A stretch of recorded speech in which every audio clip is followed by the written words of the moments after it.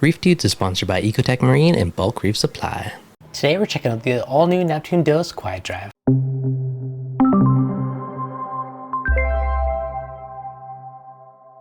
What's going on, guys? Devin from ReefDudes.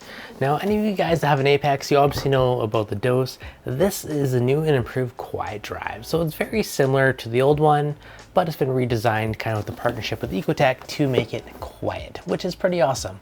It's anywhere from about 150 to 350% quieter depending on the speed, which is pretty awesome. Now, overall, the DOS is a very versatile pump. You go from anywhere from 0.1 mil a minute to 250 mils a minute. So I mean, you can use it for trace elements, bulk dosing, you can use it for automatic water changes, and they've even added new features to add continuous dosing, so you can use it for something like a calc reactor or a calcium reactor.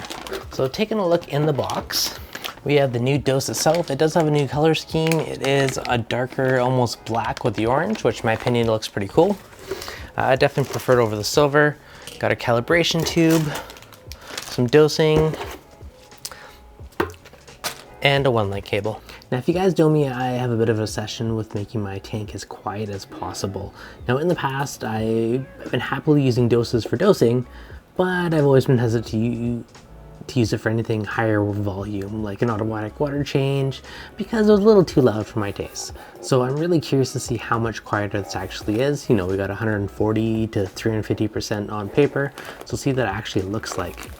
Now, looking at the side of it for our connections, we do have a power supply port, we have our 1-link, we have USB ports, and there is some additional ones which looks like it is for the DDR.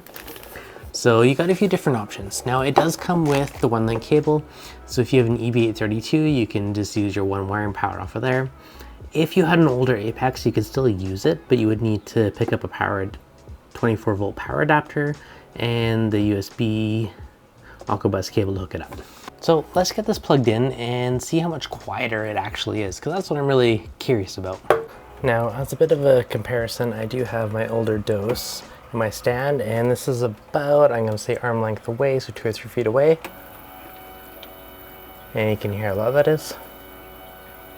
Alright, so I just plugged in the DOS Quiet Drive, and in comparison,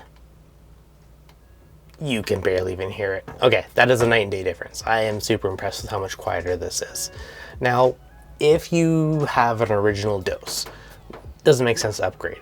If you're using for dosing, honestly, no, I wouldn't. If you're buying a new one anyways, then absolutely. If you're using for automatic water changes, calcium reactor, calc, then 100% I would go for the quieter model, especially with the new kind of continuous mode over dosing. That's pretty sweet. So let me get this hooked up, and I'm gonna set it up for automatic water changes, and then we'll check back in and see how it's doing.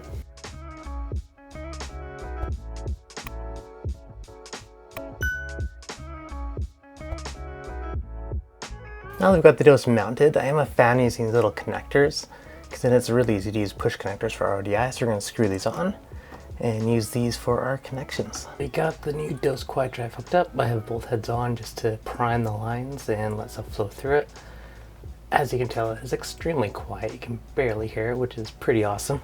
And it's running at a nice slow drip, so we're just going to let that run for a few minutes, make sure there's no air in the lines, and then we're going to do our calibration. So I'm just updating the firmware. If this is a brand new DOS for you, definitely want to go into the modules and just see if there's a firmware update, and if you do, apply that. Then after that, we'll do our calibration. So of course, we're going to get a little tube and our little graduated cylinder ready, and then we're going to come to our app and auto water change. So we got tank and fresh salt. So the tank one, I'm going to do pump calibration, next, and 40 mils, say next. So that just finished, and it's basically 40 mils on the dot. That's actually pretty impressive. I didn't expect it to be right on the money for factory calibration. And now we're gonna calibrate the one up above. Oh, this one's looks like it's a smidge off. This one's about 38 mils, so about 2 mil less. I guess the difference, the other one is pumping down a floor, this is pumping up a floor, but pretty close. So now I just puncture 38 into the app.